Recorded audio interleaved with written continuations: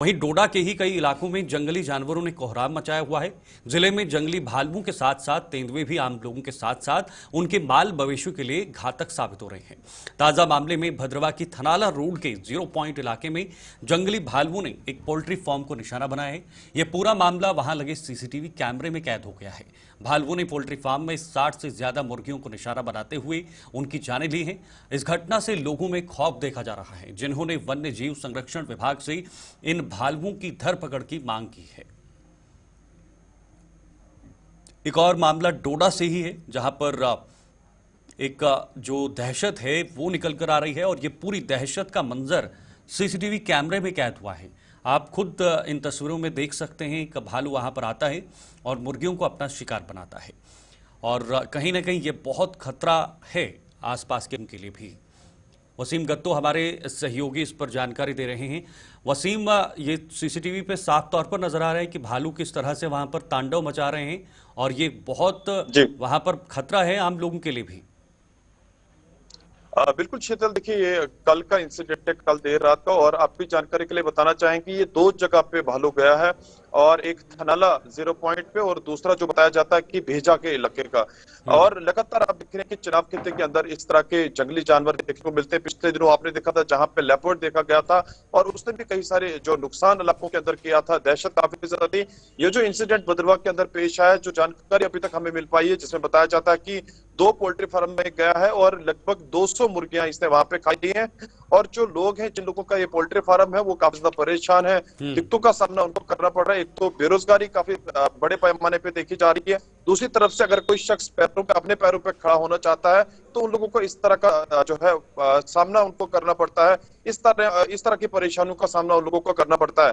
तो सरकार से अपील इन लोगों ने की है, एडमिनिस्ट्रेशन से अपील की है। इसमें शीतल बड़ा इंपॉर्टेंट है, देखिए यहाँ पे इससे पहले जब इस तरह की खबर हम दिखाते हैं तो उसमें सवाल ये रहता है कि यहाँ पे खाली वाइल्ड लाइफ डिपार्टमेंट का कंट्रोल रूम रखा गया है। उनका रेंज ऑफिसर अगर यहाँ पे बैठता है तो उनके पास मैन पावर बढ़ जाती है। अगर भद्रवा के अंदर लेपर्ड निकलता है, भालू निकलता है, तो यहाँ से टीम जब भेजी जाती है, और टीम में अगर जिला डोडा की मैं बात करूं, जो कंट्रोल रूम है उसमें 4 लोग, ज्यादा से ज्यादा 5 लोग होंगे।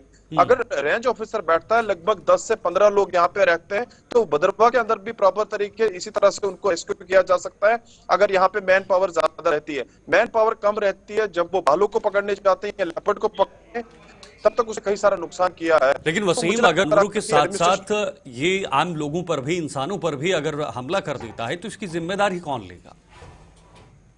देखिए इस तरह की जिम्मेवारी जो है कंसर्न डिपार्टमेंट की भी बनती है, और एडमिनिस्ट्रेशन को इस चीज को समझना होगा।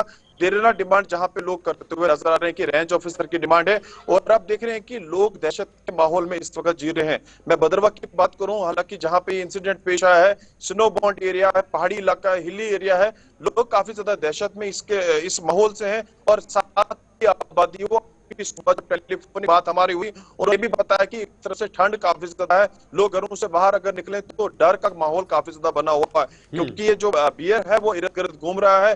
कल देर रात जब 2 जगहों पर ये पहुंचा है, तो इससे ये साबित होता है कि कई सारे बियर, कई सारे लेपर्ड्स इस इलाके के अंदर मौजूद हो सकते हैं। एक तो हम देख रहे हैं कि यहाँ पे टूरिस्ट काफी ज्यादा आ रहा है बर्फबारी को देखने को भद्रवा के अंदर, और दूसरी तरफ से अगर इस तरह का माहौल वहां पे बनता है, बियर अगर लोगों पे अटैक करता है, तो कहीं ना कहीं अपने आप में एक बहुत बड़ा सवाल। और एडमिनिस्ट्रेशन को भी इस चीज को देखना चाहिए, जो कंसर्न डिपार्टमेंट के लोग हैं उनको इस पे काम करना चाहिए, इसको कैप्चर करना चाहिए, किसी दूर दराज इलाके में पहुंचना चाहिए। जी लेकिन वसीम, कई ऐसे विभाग हैं जो गुमनाम अंधेरे में छुपे हुए हैं। कोई इंसिडेंस होता है तो उस समय वो विभाग कहीं ना कहीं एक आंख खोलता है और उसकी नींद खुलती है।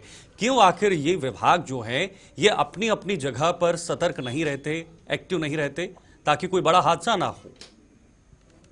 देखिए इससे ये साफ तौर पे साबित होता है कि सिस्टम में खराबी है। सिस्टम को अगर सुधारने की कोशिश करेगी वो इस वक्त की सरकार कर सकती है, क्योंकि लगातार जिला डोडा से कोई अच्छी खबर नहीं है। अच्छी खबर जब होती है उसको भी सामने रखता है, अगर बुरी खबर है लोग उससे परेशान है तो उस चीज को भी हम दिखाने की कोशिश करते हैं। तो मुझे लगता है कि एडमिनिस्ट्रेशन इस पे एक्शन मोड में नजर आएगी, काम करेगी, ताकि जो इलाके के लोग जो है वो राहत की सांस लें। जी बहुत बहुत शुक्रिया वसीम, ये जानकारी के लिए। वसीम हमारे साथ बने हुए थे।